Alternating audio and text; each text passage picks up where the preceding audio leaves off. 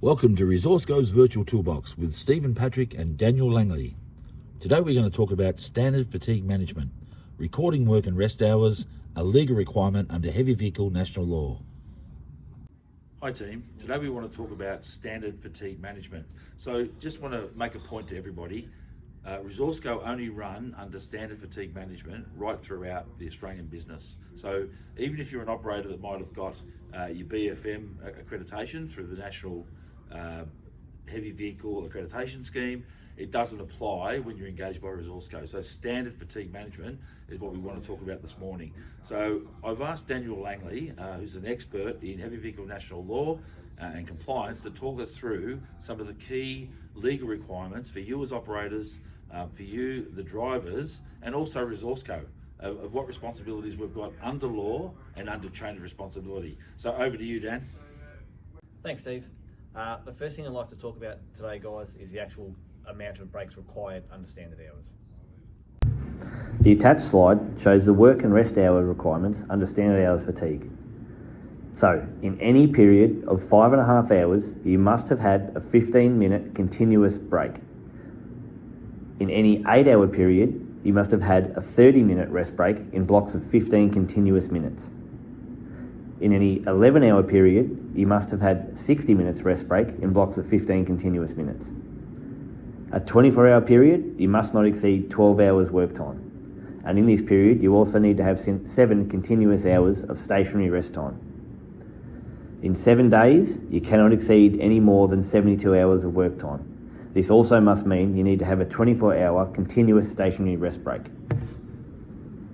The second thing I'd like to show you guys is a tool that I use a lot from the NHVR website, the Work Rest Planner, which outlines, depending on your shift start time, when your breaks are actually due. So you're able to look at this before you start your day and go, righto, I'm starting at 6, work your way across to 6, and then you can work out your breaks throughout the day.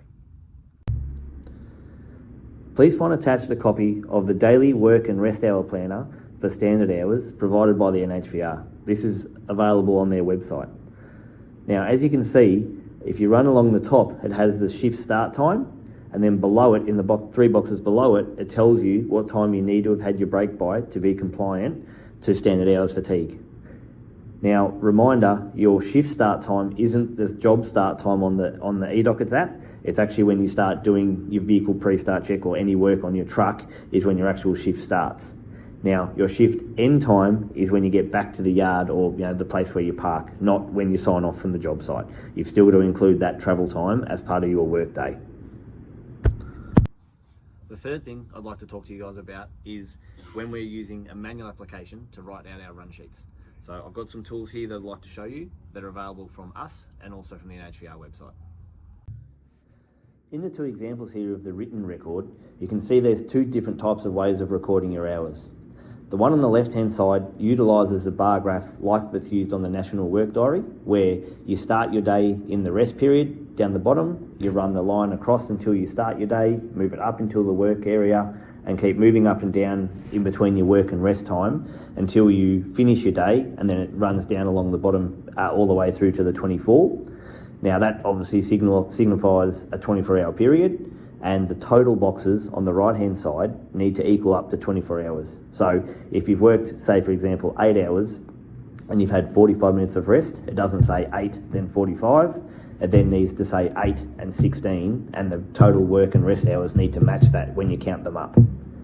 The one on the right-hand side, which is a local area record template, is provided from the NHVR. As you can see, it's probably a much simpler and easier template to use. You don't have to write lines and that kind of thing, but it still requires all the information required at the top. So driver name, license number, etc., and then you just put your start, finish and rest times and total on the right hand side. Now, reminder, even if you're working within 100 kilometres of base, you still need to have a record. It doesn't mean that if you're away from you're driving line haul or something like that is when you use it. You still need to have a record when completing local work. And lastly, I want to talk about if you don't want to use a manual fatigue system, you can use an electronic work diary. We've provided a list from the NHVR website of the approved diaries or providers that can provide electronic work diaries for you. A reminder, eDockets is not an approved fatigue management system. And finally is a list of companies that are approved by the NHVR to provide electronic work diaries. Now, none of these are recommended or endorsed by ResourceCo. These are just the companies that can provide it. It's up to you whichever one you want to use. Now, the experience I've had with guys that do use these electronic work diaries is they're quite simple. They're generally an app.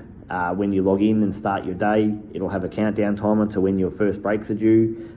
If you are getting close to when your breaks are due, it'll send out an alert. But as I mentioned, it does also take away that paperwork side for you, so makes it a bit more streamlined and a bit easier for you to manage your day. Thanks for that very detailed explanation, Daniel. Just a final reminder, drivers, you do have an obligation under heavy vehicle national law to complete your work and rest hours under standard fatigue. And ResourceCo has also got a very important obligation under the chain of responsibility to make sure we educate you, guide you and assist you in doing this as well. When in doubt, you can always call our trusty operations teams at any of our sites in Victoria, Queensland, New South Wales and South Australia. Thanks for listening, guys. Have a great day.